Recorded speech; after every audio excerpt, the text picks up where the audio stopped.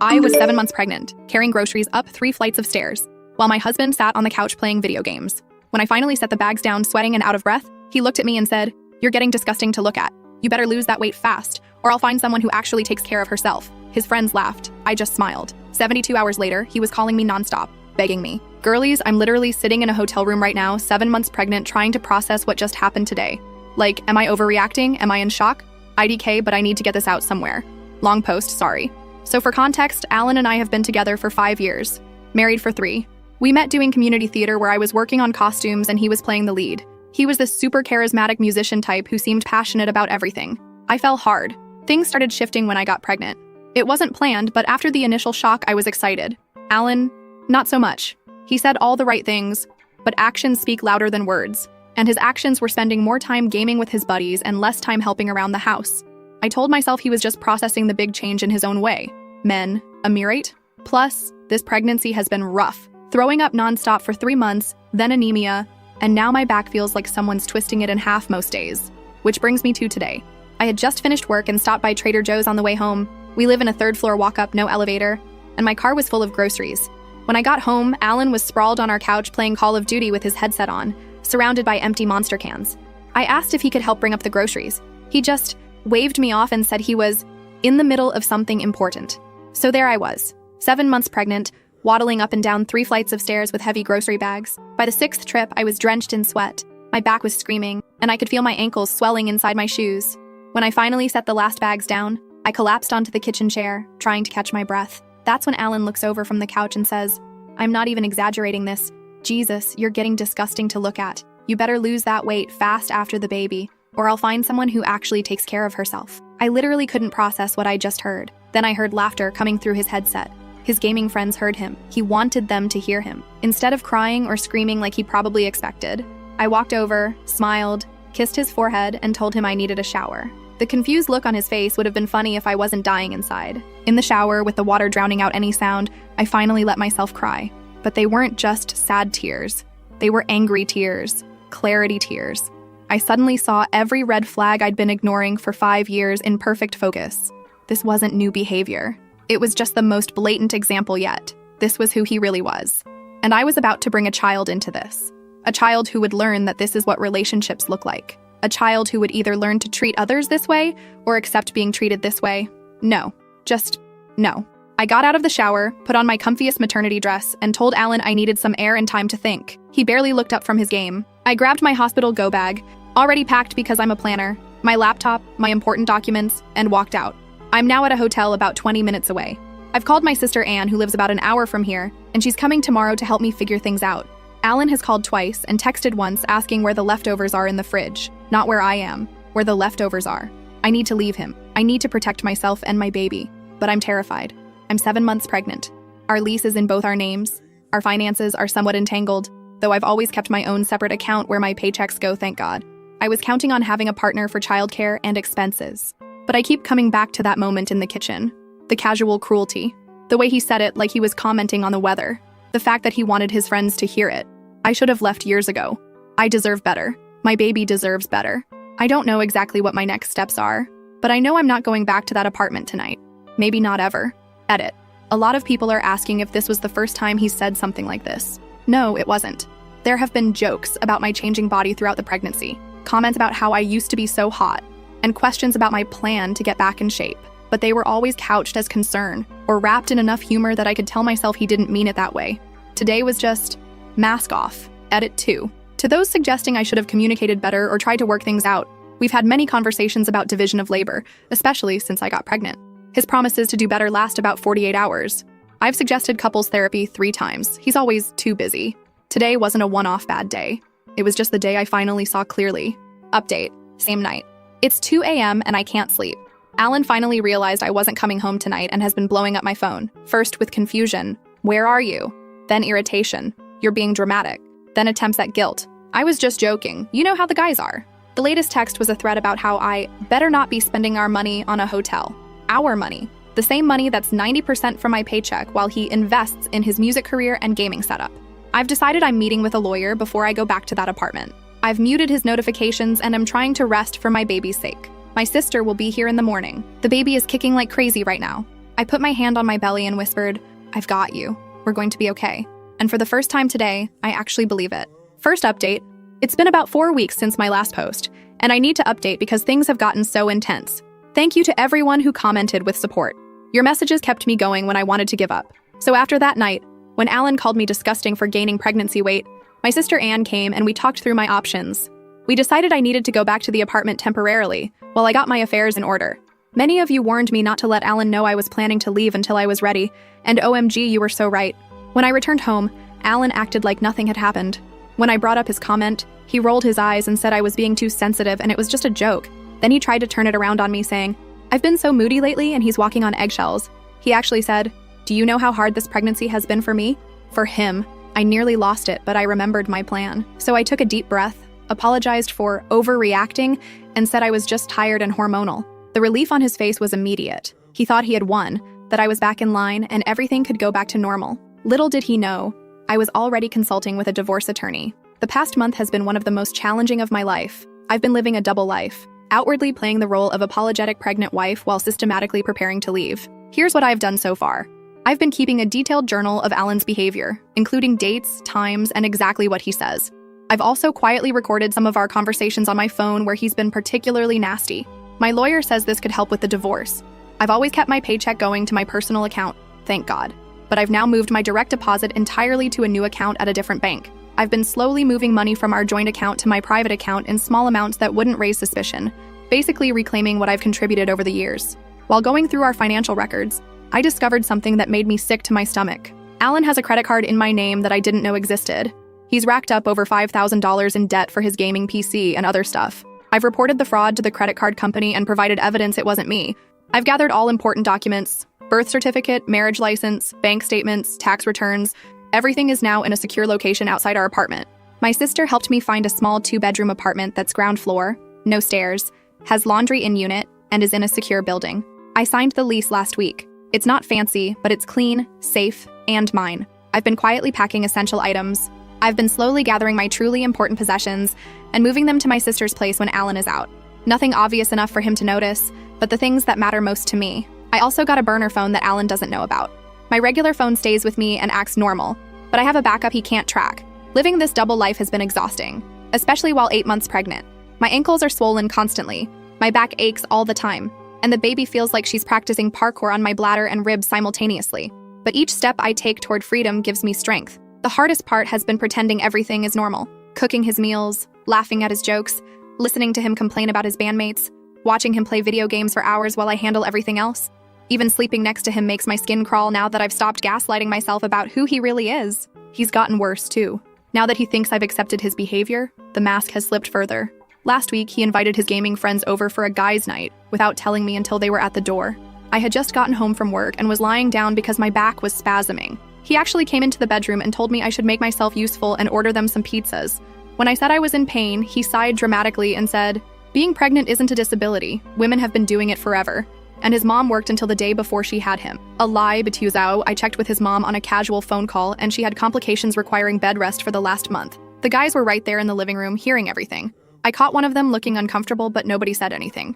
I ended up ordering the pizzas from bed and paying for them with my own money. When they arrived, Alan yelled for me to get the door because they were in the middle of a match. I had to haul myself up, walk past all of them in my pajamas, pay the delivery person, and set out plates and napkins while they ignored me. After they left around 2 a.m., leaving empty beer cans and pizza boxes everywhere, Alan came to bed and tried to initiate sex. When I said I was exhausted, he said, "Come on, it's not like you need to do anything. Just lie there like you usually do." I went to the bathroom and silently cried, reminding myself I only had to endure this for a little while longer. My plan is to move out next weekend when Alan goes to his parents' place for his dad's birthday. He'll be gone overnight, which gives me a full 24 hours to execute everything with help from my sister, 2 close friends, and, surprisingly, Alan's younger brother Rory, who witnessed one of Alan's outbursts last month and secretly contacted me afterward to offer help.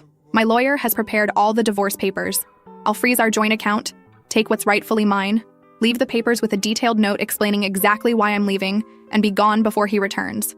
I'm not going to lie. I'm terrified. I wake up in the middle of the night with my heart racing, wondering if I can really do this.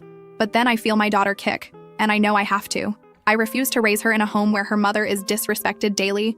I refuse to let her think this is what love looks like. In a strange way, I'm grateful for that horrible moment with the groceries. Without that mask completely dropping, I might have continued making excuses for his behavior for years. Sometimes I wonder what would have happened if I'd met the real Alan from the beginning instead of the charming theater guy who swept me off my feet. The red flags were always there.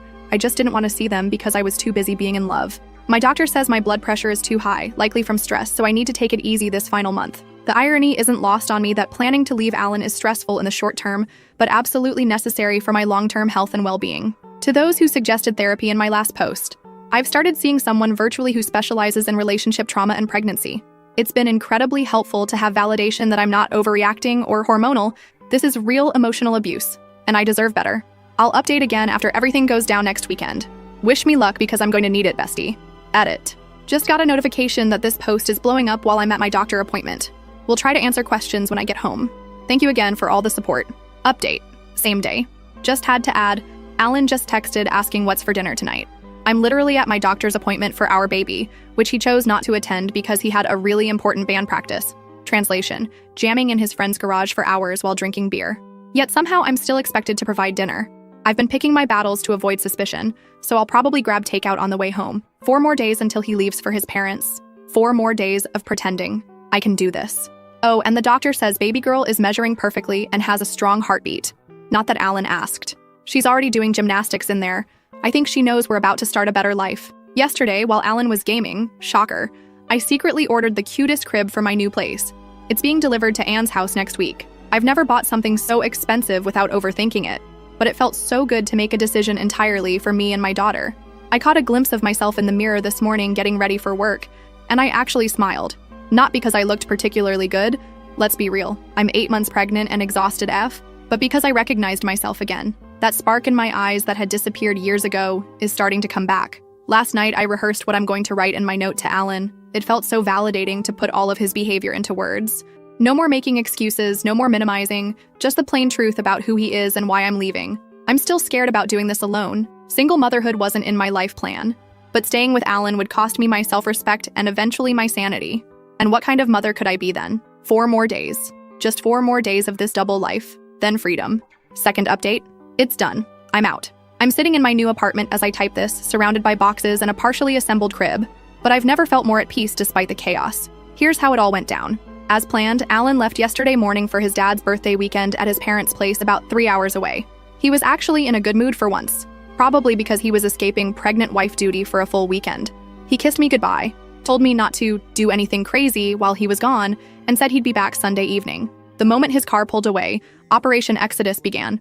My sister Anne arrived with her SUV 10 minutes later, followed by my friend Mia with a small moving truck she borrowed from her workplace. Alan's brother Rory showed up shortly after, looking nervous but determined. We had exactly 32 hours to move me out completely. Looking at the apartment that morning was surreal.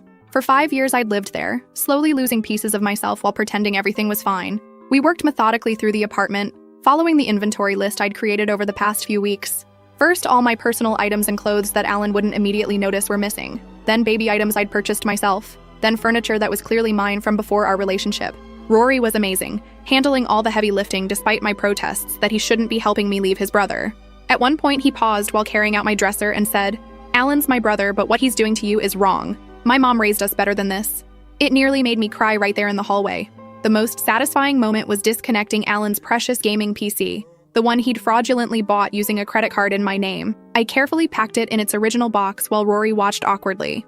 I could tell he was torn between family loyalty and doing what's right. I told him he didn't have to help with this part, but he just shook his head and carried the box to the truck, muttering something about Alan finally facing consequences. By 7 p.m., most of my belongings were out. We ordered pizza. Seems to be a theme in my life lately. But this time, it was a celebration meal with people who actually cared about me. We sat on the floor of my new apartment eating directly from the box, laughing with exhaustion and relief. This morning, we went back for the final phase. I deep cleaned the apartment, not for Alan, but because I didn't want to give him anything else to complain about. Packed my last few items and prepared what I was leaving behind. On the kitchen counter, I left divorce papers, filed but not yet served, a folder with evidence of his financial fraud, documentation showing the gaming PC was purchased with a fraudulent card in my name, a USB drive with recordings of his verbal abuse, and a note that simply said, "Find someone better from your couch, I already have." I didn't take everything. I left most of the furniture we'd bought together, though I did take photos of everything in case he tries to claim I took things I didn't. I'm not interested in pettiness. I just want out with what's rightfully mine. The hardest part was making it all work at 8.5 months pregnant. My back was screaming by the end of day 1, and this morning I woke up with my hands so swollen I could barely grip anything. But adrenaline is a hell of a thing, and knowing I was finally breaking free kept me going when I wanted to collapse. I called Alan's cell phone once I was safely in my new place. No answer, as expected. I left a voicemail telling him not to bother coming to my sister's place looking for me, as I wasn't there, and that he would find everything he needed to know on the kitchen counter.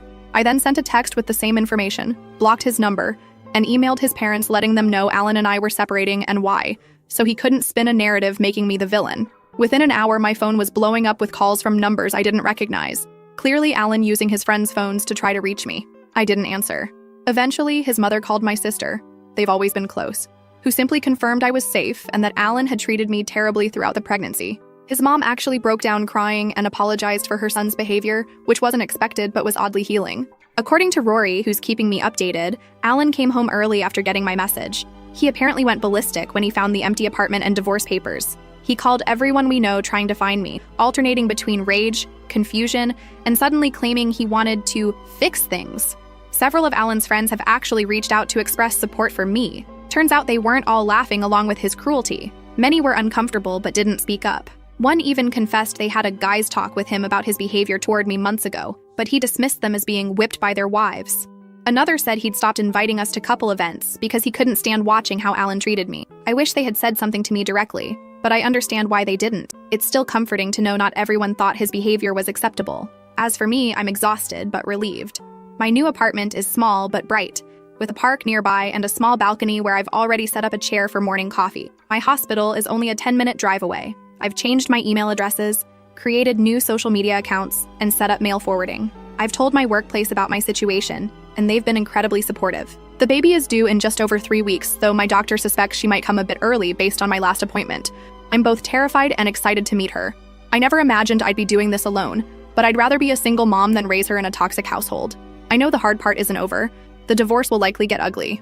Alan isn't the type to accept defeat gracefully, and I'm prepared for him to fight me on everything out of spite.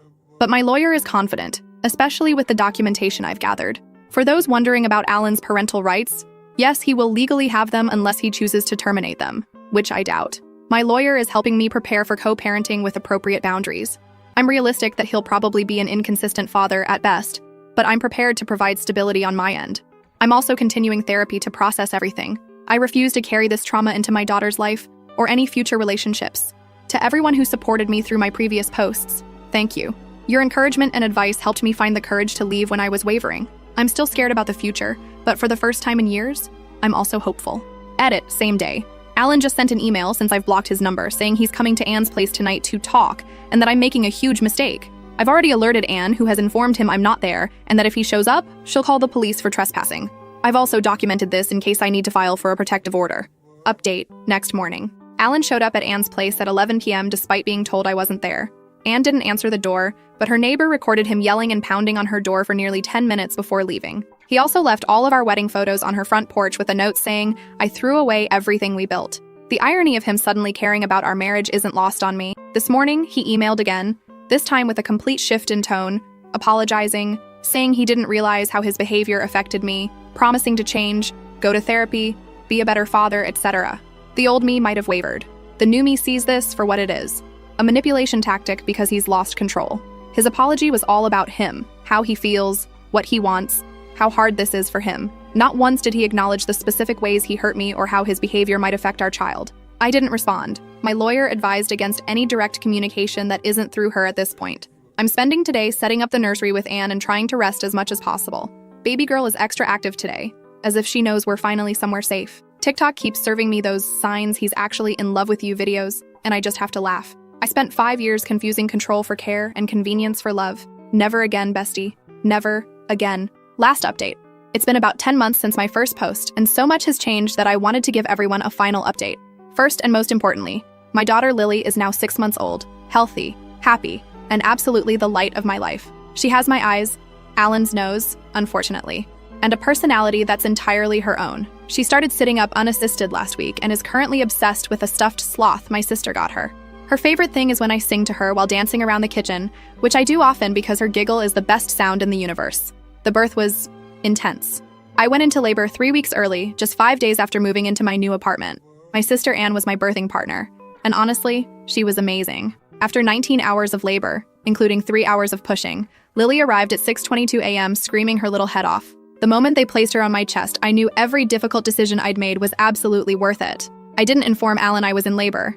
My lawyer advised that I wasn't obligated to, and after his erratic behavior following my departure, I was concerned about adding stress to an already stressful situation. I notified him of Lily's birth the day after, via email, with a formal photo of her, not one with me in it, and basic information about her health and birth statistics. His response was a mess of anger about not being called, followed by demands to see his daughter immediately, followed by accusations that I was using her as a pawn.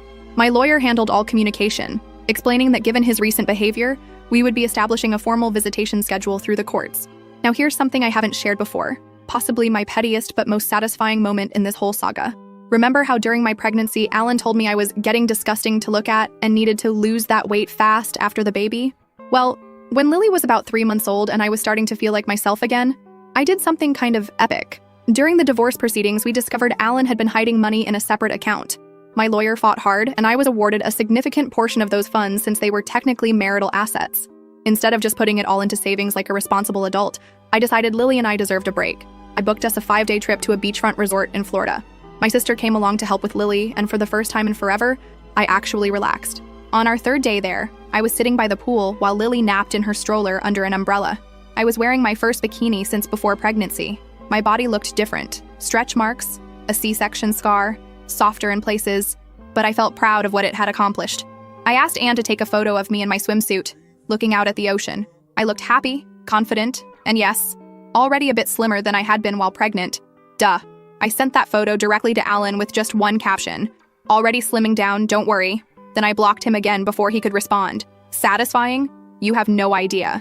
That moment of reclaiming my body, my confidence, and yes, some of his hidden money, felt like the final piece of breaking free from his control. I never heard what his reaction was, but according to Rory, Alan was livid when he received it. The divorce proceedings continued to be exactly as difficult as I expected. Alan contested everything possible, initially demanding full custody, despite having shown zero interest in baby preparations during my pregnancy, then our entire apartment's contents, despite leaving the furniture when I moved out, and even my car, which I owned before we met. His tune changed dramatically when my lawyer presented evidence of his financial fraud and verbal abuse. Suddenly, he was willing to negotiate. We finally settled 3 months ago. I have primary physical custody of Lily. Alan has supervised visitation for 4 hours every other weekend. Child support was set based on his actual income, which we discovered was higher than he claimed. He kept his belongings, I kept mine, and we split the minimal joint assets. He's responsible for the fraudulent credit card debt. Is it a perfect outcome? No, but it's one I can live with, and it provides stability for Lily. Alan has seen Lily exactly twice since she was born. The first visit, when she was 8 weeks old, he showed up 40 minutes late and spent most of the time complaining about the supervised visitation requirement and taking photos to post on Instagram with captions about being a devoted dad. The second visit was at 4 months, where he seemed uncomfortable with her fussiness and left early. He's canceled the last 3 scheduled visits with increasingly thin excuses. Part of me is hurt for Lily's sake, but mostly I'm relieved. Each interaction with him is emotionally draining, and his inconsistency would only confuse her as she gets older. I've documented every canceled visit on my lawyer's advice.